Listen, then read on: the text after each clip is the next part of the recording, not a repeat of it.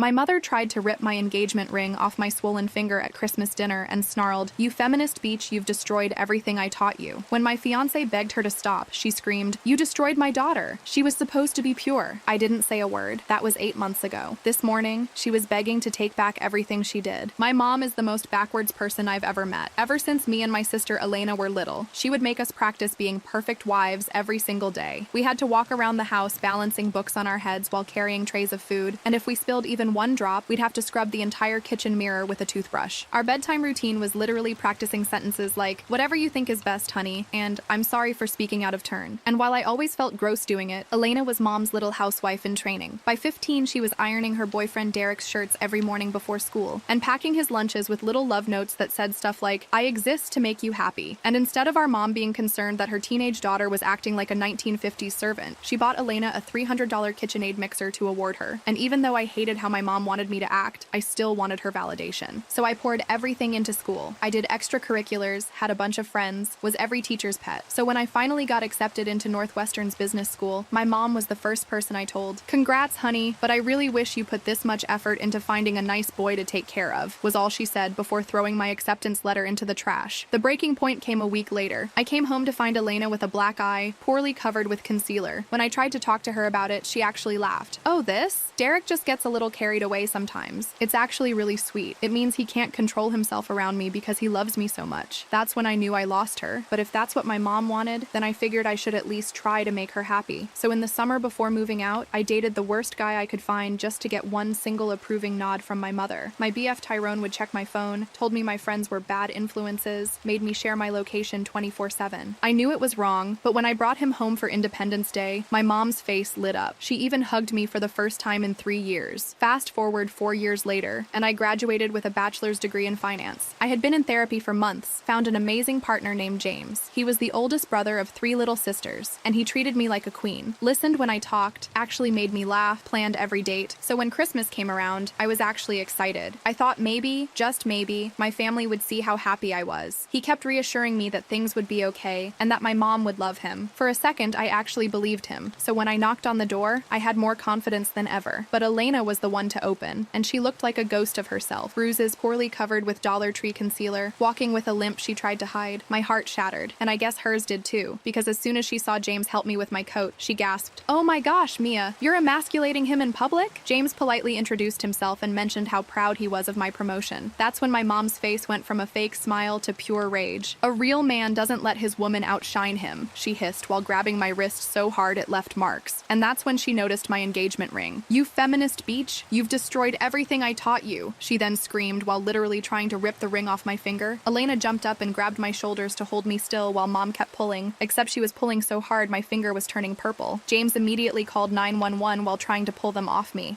I figured by this point my parents would realize they were assaulting me, but no. My mom grabbed a kitchen knife and lunged at James. "You destroyed my daughter. She was supposed to be pure." Meanwhile, my finger felt like it was being torn off and I couldn't stop screaming. Luckily, the cops arrived fast, and by the time the paramedics checked me out, my finger was dislocated and deeply cut from the ring being forced off. By the time the substances wore off, I was furious. My mom kept calling me. James was telling me he's sorry for embarrassing me and asking me if I was sure I still liked him. But all the noise around me simply came in one ear out the other, because I was going to have a relationship with James, and I was going to make my family back off. And make my family back off I did. I blocked every single number. Mom, Elena, even distant relatives who might pass messages. James helped me change all my passwords and set up new email accounts. My hands shook as I deleted years of photos from my phone, but each deletion felt like cutting a rope that had been strangling me. The first week was quiet, too quiet. I threw myself into work, staying late at the office to avoid thinking about what happened. My finger still throbbed where the ring had been forced off, and James bought me a simple chain to wear it on until the swelling went down. My coworkers noticed the bandage, but I just said kitchen accident and changed the subject. Then Thursday morning, my boss McCatherine called me into her office. She had this weird expression, like she'd eaten something sour. "Mia, I received a concerning call about you yesterday. Your mother claims you stole family heirlooms worth thousands of dollars." My stomach dropped. I gripped the armrest of the chair until my knuckles went white. "That's not true. I haven't taken anything from them." She also mentioned you might be having some mental health challenges. Said you've been acting erratically, that your boyfriend is controlling you. McCatherine leaned back in her chair, studying me. "Now, I've worked with you for 2 years. This doesn't sound like you, but I had to ask." I pulled out my phone with trembling fingers and showed her the police report from Christmas. Her eyes widened as she read about the assault. fault. The dislocated finger, the knife. I'm trying to get a restraining order. She's lying because I cut contact. McCatherine's face softened. I'm sorry you're dealing with this. But Mia, she called 3 times yesterday. My assistant fielded 2 more calls this morning. If this continues, it could affect your promotion review. I left her office feeling sick. 3 years I'd worked for that promotion. 3 years of 60-hour weeks, perfect presentations, bringing in new clients, and my mother was trying to destroy it with a few phone calls. James was waiting in the parking lot with coffee and my favorite sandwich. He'd started doing that, showing up when he knew I'd need support. How bad? He asked as I slumped into the passenger seat. She's calling my work, making up lies about theft and mental problems. I took a shaky sip of coffee. McCatherine believes me for now, but if this keeps up, we're filing harassment charges today, James said firmly. My sister Ashley works at a law firm. She can help us figure out the paperwork. Ashley turned out to be a godsend. She was the middle sister, sharp as a tack with wild curly hair and a no-nonsense attitude. She sat us down at her kitchen table that evening with a stack of forms and a recorder. Document everything. Every call, every contact attempt, every lie. We're building a paper trail. I spent hours writing out dates and incidents while Ashley organized everything into neat folders. James sat beside me, occasionally squeezing my shoulder when my hand cramped from writing. By the time we finished, we had 20 pages of documentation going back years. This is good, Ashley said, scanning through everything. Shows a clear pattern of escalation. We'll file first thing tomorrow. But my mother escalated faster than we could file paperwork. Saturday morning, I woke to pounding on our apartment door. Not knocking, pounding. James checked the peephole and immediately pulled me back into the bedroom. Stay here. It's the police. My heart hammered as he went to answer. I could hear muffled voices. Then James saying loudly, no, she's not being held against her will. This is harassment. I threw on clothes and walked out to find 2 officers in our living room. The older one looked tired, like he'd dealt with this too many times. Ma'am, we received a report that you're being held hostage by your boyfriend. Your mother says he's abusing you. She's lying. My voice came out steadier than I felt. I have a police report from where she assaulted me on Christmas. She dislocated my finger trying to rip off my engagement ring. I showed them the report, the photos of my injured hand, the documentation Ashley helped us prepare. The officers exchanged looks. The younger one actually sighed. 3rd wellness check this week that turned out to be family drama. Ma'am, you might want to consider a restraining order. We're working on it, James said. After they left, I couldn't stop shaking. James made tea while I sat on the couch, wrapped in the blanket his grandmother had made. She told our neighbors I'm abusing you. Mrs. Chen was watching through her peephole when the cops came. The next few days blurred together. More calls to my work, more police visits. My mother had apparently made friends with several neighbors, spinning tales about her poor daughter trapped by a controlling man. Mrs. Chen started avoiding me in the hallway. The guy from 3B asked James if everything was okay at home, with this look like he was ready to throw hands. Then Elena started calling. Not my number. She knew I'd blocked her. She called James's phone, leaving voicemails that he'd play for me with the volume low. Mia, this is all your fault. Derek left me. He said our family is too much drama, that it makes him look bad. You ruined everything. If you just played along, none of this would have happened. Her voice sounded slurred in the messages, like she'd been drinking. You think you're so much better than us with your fancy degree and your feminist boyfriend, but you're going to end up alone, just like me. Derek was the only man who ever loved me, and you drove him away. I wanted to scream that Derek was an abuser, that she was better off without him, but what was the point? She'd made her choice long ago. The harassment charges were filed on a Tuesday. Ashley walked us through every step, making sure we had copies of everything. The clerk at the courthouse looked at our stack of evidence and whistled low. This is thorough. Good job documenting. But filing charges just made my mother more creative. Thursday afternoon, McCatherine called me in again. This time, she looked genuinely concerned. Mia, I need to tell you something. Your mother has been calling other departments. She told accounting you embezzle. She told HR you sell substances in the parking lot. She even called our biggest client claiming you've been stealing their data. I sank into the chair, feeling like the floor had dropped out. I'm so sorry. I have harassment charges filed. I'm trying to stop her. I know. I've spoken to legal and they're aware of the situation. But Mia, she paused, choosing her words carefully. The promotion committee meets next week. This kind of disruption, even though it's not your fault, it doesn't look good. I left work early, sitting in my car in the parking lot trying not to cry. 3 years of work, about to be destroyed because my mother couldn't accept that I wanted a different life. When I got home, James was on the phone with Ashley. His face was grim. She started telling people in your hometown that you joined a cult. My mom just got a call from her hairdresser asking if it's true that I'm a cult leader who brainwashed you. I laughed, but it came out hysterical. A cult? That's her explanation for me not wanting to be abused? Apparently feminism is the cult, Ashley said through speakerphone. She's telling everyone you've been indoctrinated by radical feminists at college and James is your handler or something. The calls kept coming. The lies got wilder. My mother claimed I was on substances, that I was pregnant with another man's baby, that James was forcing me into prostitution. Each story was more outrageous than the last, but people listened. People always listen to a crying mother worried about her daughter. My promotion review was pushed back indefinitely. McCatherine tried to be supportive, but I could see the strain in her face every time my mother's calls disrupted the office. Security had to start screening calls. The receptionist began recognizing my mother's voice and hanging up immediately. Then came the wedding planning. James and I had decided on a simple courthouse ceremony. After everything with my family, a big wedding felt like inviting disaster. We picked a date 3 months out, filed the paperwork quietly, and told only his sisters and a few close friends. But somehow, my mother found out. I was at work when Ashley called, her voice tight with anger. "Mia, does your mother have a cousin who works at City Hall? Because someone just told her about your marriage license application." My blood ran cold. "Cousin Thon, he works in records." "Well, Cousin Thon just became an accessory to harassment. Your mother knows your wedding date, time, and location." James picked me up from work early. We drove straight to the courthouse to see if we could change the date, but the clerk shook her head. "You'd have to reapply, pay new fees, wait another 3 days, and if someone's already checking records, they'll just find the new date too." We sat in the courthouse lobby, trying to figure out options. Eloping to Vegas felt like running away. Having security at a courthouse wedding felt insane. But what choice did we have? "We stick to the plan," James said finally. "Let her show up. Let her make a scene. More evidence for the restraining order." But I knew my mother. A scene was exactly what she wanted. The weeks leading up to the wedding were a special kind of hell. The police visits increased. My mother had perfected her concerned mother act, showing up at our apartment complex at all hours to tell anyone who'd listen that her daughter was in danger. The property manager started sending us warnings about disturbances. Elena's voicemails got nastier. "You know Derek's brother Brandon is single? Mom thinks he'd be perfect for you. A real man who knows how to keep a woman in line, not like that pathetic excuse you're with." I played the message for Ashley during one of our legal prep sessions. She shook her head in disgust. "Save everything. The judge needs to hear how they talk about you." Work became my only escape, but even that was tainted. I'd catch coworkers whispering, see the pitying looks when they thought I wasn't watching. My mother had called so many times that everyone knew my business. The drama girl with the crazy family. 2 weeks before the wedding, James's parents offered to let us stay with them, just until things calmed down. His mom, O'Catherine, said gently, "You both look exhausted." We packed essentials and moved into their guest room. It felt like hiding, but at least the police couldn't find us there for wellness checks. At least my mother couldn't pound on the door at 3 a.m., but she found other ways. My work email started getting flooded with responses to job applications I hadn't sent. Apparently, I'd applied to every adult entertainment venue in the city. The emails were explicit, asking about my experience and willingness to perform. It had to get involved to trace the source. The applications came from an IP address registered to your childhood home, the IT guy told me quietly. "Might want to change all your passwords again." James helped me lock down everything. New passwords, 2-factor authentication, security questions my mother couldn't guess, but the damage was done. People at work looked at me differently now, wondering what kind of person attracts this level of drama. A week before the wedding, McCatherine called me in one last time. "Mia, I'm going to be straight with you. The promotion is off the table for now. Not because of your performance, but the board feels this situation has become too disruptive. Maybe next year, once things have calmed down." I nodded, not trusting myself to speak. 3 years of work, gone, because my mother couldn't accept that I didn't want to be abused. James held me that night while I cried angry tears into his chest. His sisters surrounded us, Ashley reviewing legal documents while the youngest, Victoria, made endless cups of tea. They'd become the family I'd always wanted, supportive and kind and normal. "We could postpone the wedding," James suggested gently. "Wait until the restraining order goes through." "No," I wiped my eyes, feeling something harden inside me. "She's taken my promotion. She's not taking this too." The morning of our wedding dawned gray and drizzly, perfect weather for what was about to happen. Ashley had arranged for courthouse security to be on alert. James's parents and sisters would be our only guests, our witnesses to whatever chaos my mother had planned. We arrived early, going through security and finding our assigned courtroom. Every footstep echoed in the marble hallway. Every opening door made my heart race. But for 20 minutes, nothing happened. Just us and the people who actually loved us, waiting for our turn with the judge. Then the doors burst open. My mother stormed in wearing her best church dress, the one she saved for trying to impress people. Behind her was Elena, glassy-eyed and unsteady, and a man I'd never seen before who must have been Brandon. He looked like Derek, but softer, like someone had put Derek's face on a teddy bear. "Stop this blasphemy right now." My mother's voice echoed off the walls. "My daughter is clearly not in her right mind." Security moved immediately, but my mother was faster. She grabbed my arm, nails digging in through my sleeve. "Mia, baby, this isn't you. This man has poisoned your mind. Brandon here is willing to forgive everything, to take you back to the right path." Brandon stepped forward with this rehearsed smile. "Hi, Mia. Your mother's told me so much about you. I think we could be really happy together. I know how to handle a strong-willed woman." James moved between us, his voice deadly calm. "Let go of her. Now. You shut your your mouth, my mother whirled on him. You're not man enough for my daughter. You let her work, let her think she's equal. Brandon knows a woman's place. Security finally reached us, pulling my mother back. She fought them, screaming about brainwashing and cults and feminism destroying families. Elena stood there swaying, occasionally adding slurred comments about real men and proper wives. Ma'am, you need to leave, the security guard said firmly. You're disrupting court proceedings. I'll contest this marriage, my mother shrieked as they dragged her toward the door. She's mentally incompetent. Feminism has poisoned her mind. This isn't legal. The doors closed on her threats, but we could still hear her screaming in the hallway. The judge, who'd watched the whole thing with raised eyebrows, cleared his throat. Would you like a few minutes? No, I said, surprising myself with how steady my voice was. We'd like to get married now. The ceremony was short and sweet. James's family cried happy tears while we exchanged rings, the same rings my mother had tried to destroy. When the judge pronounced us married, I felt something inside me finally break free. Not broken, but free. We were walking out, officially married, when Ashley's phone rang. She listened for a moment, then her face went pale. That was my office. Your mother just submitted paperwork trying to get power of attorney over you. She's claiming you're mentally incompetent due to feminist indoctrination. I stopped in the middle of the courthouse lobby, feeling the weight of it all crash down. The harassment, the lost promotion, the constant attacks, and now this. My own mother trying to legally control me because I wouldn't submit to abuse. She listed Elena as a supporting witness, Ashley continued. They're claiming you need intervention before you hurt yourself or others. James's hand found mine, solid and warm and real. His family surrounded us, protective and furious on my behalf. And in that moment, I made a decision. Okay, I said, squaring my shoulders. If she wants a legal fight, she'll get one. I'm done running. I'm done hiding. She wants to prove I'm crazy? Let her try. Ashley smiled, sharp and lawyer-like. Good, because I've been documenting everything. Every call, every lie, every police visit. We're going to bury her in evidence. As we left the courthouse, officially married and ready for war, I thought about the girl I used to be. The one who practiced saying, whatever you think is best, honey, until the words felt like poison in her mouth. That girl was gone, replaced by someone who knew her worth. My mother had tried to break me. Instead, she'd helped forge me into someone stronger, someone who wouldn't apologize for existing. The war was just beginning, but for the first time, I was ready to fight. The next morning, Ashley had us in her office by 8 a.m. She'd pulled in favors to get an emergency consultation with her firm's senior partner, a woman named McCatherine, who specialized in family law and harassment cases. McCatherine reviewed our documentation with laser focus, occasionally making notes in the margins. Your mother's power of attorney filing is concerning but poorly executed, McCatherine said, tapping her pen against the desk. She's claiming mental incompetence based on ideological differences. No judge will take that seriously, but we need to respond aggressively. She outlined our strategy while I took notes with shaking hands. File counter documentation from my therapist. Gather character witnesses from work. Submit evidence of my academic achievements and professional success. Build an overwhelming case that I was not only competent, but thriving despite my family's interference. James squeezed my hand under the table. What about the harassment at her workplace? Can we use that? Absolutely. In fact, it strengthens our position. McCatherine pulled out more forms. We're going to file for an emergency restraining order based on the courthouse incident and workplace harassment. The power of attorney attempt shows escalation. We spent 3 hours in that office, signing documents and providing evidence. The retainer fee made me wince. There went half my savings for the honeymoon we'd planned. But what choice did I have? That afternoon, I returned to work to find McCatherine waiting by my desk. My stomach sank. Had my mother called again? Mia, we need to talk about yesterday, she said, but her expression was softer than I expected. It finished their investigation. Your mother sent those inappropriate job applications from her home computer. We're pressing charges for identity theft and cyber harassment. Relief flooded through me. Thank you. I'm so sorry about all of this disruption. Stop apologizing. McCatherine's voice was firm. You're being stalked and harassed. HR wants to implement new security protocols. Your mother and sister are banned from the premises. If they show up, security will call the police immediately. But my mother was always 2 steps ahead. 3 days later, I was presenting quarterly reports to our biggest client when the conference room door burst open. My mother stood there in her Sunday best, Elena beside her looking hollow-eyed and desperate. There she is! My mother's voice filled the room. My poor daughter who's been brainwashed by feminists. We're here to save you, honey. The clients, 2 older men in expensive suits, looked between us in shock. I stood frozen, my presentation remote slipping from my hand. Mia needs help, Elena added, her words slightly slurred. She's been poisoned against her family, against God's plan for women. Security arrived within minutes, but the damage was done. My mother managed to shout about my mental illness and dangerous lifestyle before being dragged out. Elena stumbled after her, crying about how I'd ruined her life. The clients left immediately. The contract worth $2 million